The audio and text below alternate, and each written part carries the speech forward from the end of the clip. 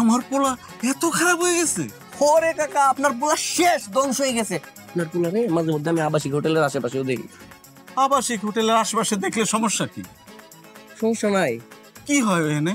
কাকা, আপনি আসলেই রায়হানের বাপ? কি কও? আরে রায়হান আমার পোলা, আমি ওর বাপ।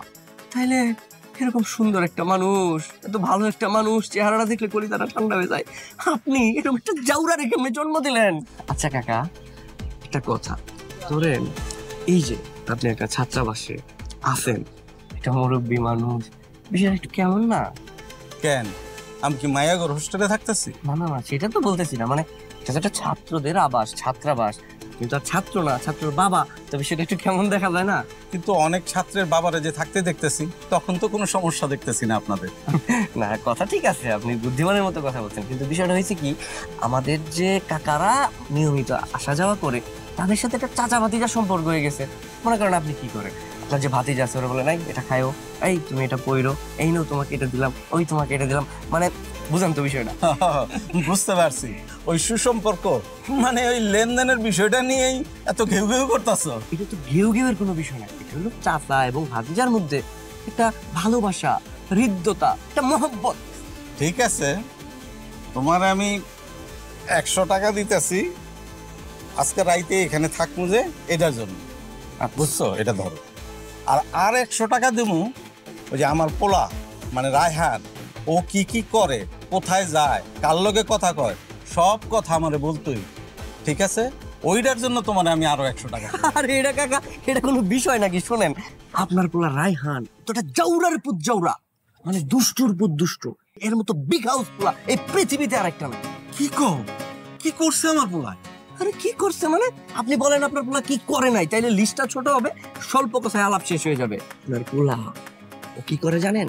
420 নম্বর রুমটা চিনেন? এই রুমের নাম কি জানেন? এটা হচ্ছে ডার্ক রুম, ডার্ক সেন্টার। এখানে সব অন্ধকারের জন্য কাজকর্ম হয়, এখানে তার রেগুলার আনাগোনা। ওখানে গিয়ে সে কি করে জানেন? সে হলো কার্ড খেলে।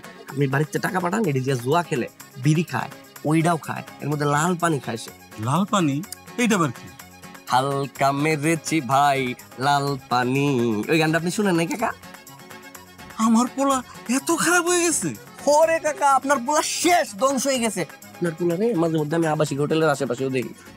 আবাসিক হোটেলের আশেপাশে দেখলে সমস্যা কি? সমস্যা নাই। কি হয় এনে?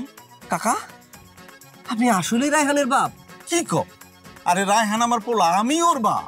তাইলে এরকম সুন্দর একটা মানুষ, এত ভালো একটা মানুষ, চেহারাটা দেখলে কলিজাটা ঠান্ডা হয়ে যায়, আপনি এরকম একটা জাউরা রেখে জন্ম দিলেন? আচ্ছা, তুমি এইসব কথা বাদ দাও, এখন কও, ওই আবাসিক হোটেলের আশেপাশে গিয়া ও কি করে? পাখি চিনেন? পাখি, হ্যাঁ, পাখি শিকারি চিনেন? বন্দুক দিয়ে শিকার করে। তো আবাসিক হোটেলটা এটা হলো একটা পাখির খাঁচা, এখানে বড় বড় শিকারীরা পাখি শিকার করতে যায়। আবার কিছু শিকারী আছে, তাদের নিজস্ব পাখি আছে, সেই পাখি নিয়ে সেই খাঁচায় যায়, গিয়া তারা হইলো শিকার করে, বুঝছেন?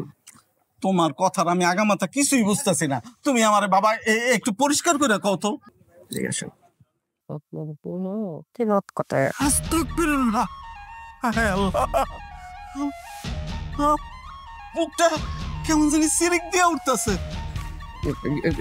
ঠিক আছেন আপনি? ঠিকঠাক আছেন? হ্যাঁ, ঠিক আছে, আমি যাই। আরেকটু দাঁড়ান, দুইটা কথা শুনে না, আর আমি কিছু শুনবো না। টাকা পয়সা আর নাই, আরো ভালো খবর আছে কিন্তু আমার কাছে। আমার আর কিছু শোনার দরকার নাই বাবা। আরো রোমহর্ষক তথ্য আছে আমার আমি কাছে। যাইতেছি।